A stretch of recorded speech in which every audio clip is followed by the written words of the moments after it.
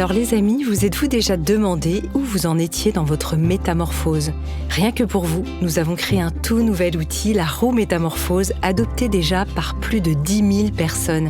Il s'agit d'un test gratuit de 39 questions sur des piliers de votre vie, tels que l'amour, la spiritualité, la famille, l'abondance, la psychologie, la santé, le bien-être et d'autres encore. À la fin du test, qui dure moins de 10 minutes, vous recevrez le rapport complet de votre roue métamorphose, ainsi qu'une sélection personnalisée de podcasts selon vos résultats. Alors pour faire ce test, c'est très simple. Rendez-vous dès maintenant sur notre site internet à l'adresse métamorphosePodcast.com. Bienvenue dans cette magnifique série d'été avec l'artiste Nash, Anna Chédid. J'ai eu un véritable coup de cœur pour cette série de son podcast Peau Neuve. C'est pourquoi nous avions eu envie de vous partager ces 6 courts épisodes tous les samedis d'été dans Métamorphose. Alors laissez-vous envoûter par la belle voix de Nash pour aller à la rencontre de celle qui fait Peau Neuve. Peut-être qu'à travers elle, c'est vous aussi qui allez renaître. Et si le cœur vous en dit, retrouvez dès le 20 octobre son nouvel album Peau Neuve. Métamorphose, le podcast qui éveille la conscience.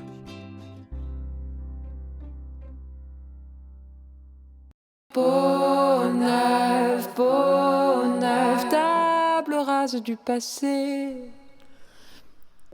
Hello les amis, j'espère que vous allez bien. Je suis super contente de vous retrouver aujourd'hui pour le 4e épisode de mon podcast Peau Neuve, une mini-série audio qui retrace la création de mon album et qui raconte la renaissance intime que j'ai vécue pendant l'élaboration de ce disque.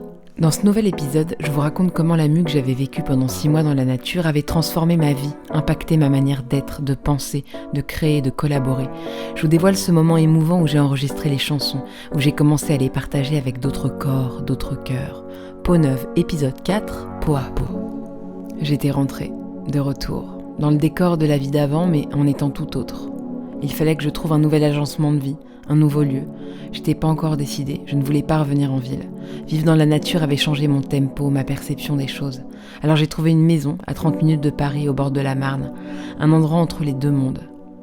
Rapidement, puisque je trépignais d'impatience d'enregistrer les chansons que j'avais écrites, je suis partie avec des musiciens dans un studio en pleine nature, non loin du bassin d'Arcachon.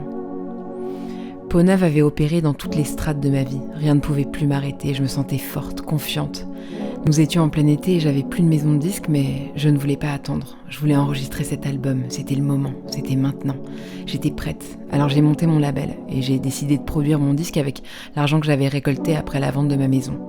Puis je suis partie, pendant 10 jours, avec mes musiciens préférés au monde, des amis proches, talentueux, inspirés, qui me connaissaient et qui avaient suivi de loin ma mue, des artistes que j'admirais.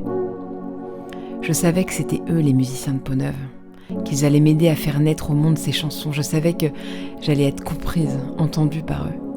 Dans ce studio cabane, il y avait mon ami Quentin, avec qui j'ai commencé la musique, aussi connu sous le nom de Lauro Zinger. Il s'occupait de jouer et de nous faire voyager avec ses synthétiseurs. Il y avait aussi Pierre Elgrischi, un merveilleux bassiste et songwriter avec qui j'avais sorti un duo quelques mois plus tôt, Un appel à l'amour. Il jouait la basse. Je me rappelle d'un moment magique sur la chanson Un soleil dans le ventre. Je trouvais pas encore la direction de la chanson et en écoutant jouer Pierre, j'ai eu l'idée d'enlever totalement le piano et de proposer à Pierre de faire ce morceau basse-voix. C'était magique, la chanson prenait vie, elle existait enfin. Puis il y avait mon ami Vincent Polycarpe, un immense batteur que je connaissais depuis de longues années aussi. Ça faisait longtemps que j'avais envie de lui proposer un projet. Peau Neuve fut une évidence, notre première vraie collaboration. Avec cette petite équipe, nous avons beaucoup ri, beaucoup joué, éprouvé les chansons. Ils les incarnaient avec moi, peau à peau. Elles devenaient aussi les leurs. C'était tellement beau à voir. Au-delà de monter mon label et de produire mon disque, je voulais aussi le réaliser et l'arranger, chose que je n'avais jamais osé faire auparavant. On m'avait trop dit « Mais non, t'es chanteuse, tu peux pas tout faire, laisse faire les pros, chacun son travail ».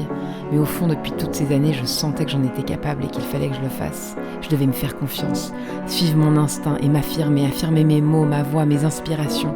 Faire Peau Neuve, c'était aussi ça pour moi, reprendre mon pouvoir. J'avais une vision claire, je savais ce que je voulais ressentir et entendre. Alors c'est ce que j'ai fait. J'ai tenu ma barque tout au long de l'enregistrement qui a duré plusieurs mois. De retour à Paris, il fallait continuer à enregistrer, produire le disque et je commençais à ressentir mes limites techniques. Puisque je réalisais l'album, il fallait que j'approfondisse mes connaissances. J'ai donc suivi une courte formation pour mieux gérer Pro Tools, un logiciel utilisé dans tous les studios du monde. Et j'ai commencé à pouvoir rentrer plus profondément dans les machines, dans le son. Je passais des heures en studio toute seule. Moi et mon album, lui et moi. C'était hyper intense. Très beau mais parfois un peu dur de vivre ça seule. Je voulais aller plus loin, alors j'ai demandé à mon ami Kevin, ingénieur du son de toujours, de me rejoindre en studio. S'en est suivi une longue période d'enregistrement à Paris, à Montreuil, en Bretagne, chez moi. Plein de décors différents qui ont apporté du relief, des couleurs, des odeurs à l'album. Je m'inspirais de ce que je voyais, de ce que je ressentais, de ce que je vivais. Mon ami Quentin était là lui aussi parfois. Il m'apportait son recul, son regard précieux, son amitié aussi. Après 9 mois de travail, de recherche, d'expérimentation, de création, j'avais réussi. J'avais réussi à faire l'album de mes rêves.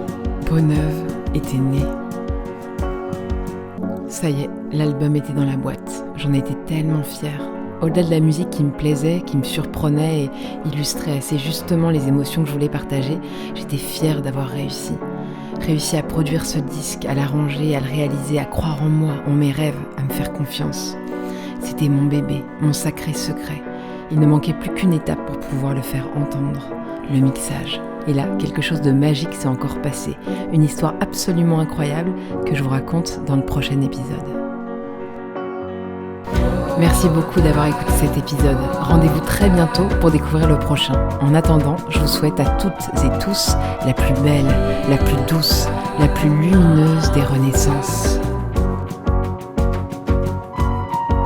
Sur ma peau neuve, je veux renaître sous une pluie dorée. Pourvu qu'il pleuve un fleuve sur tout mon corps ressuscité. Je fais peau neuve.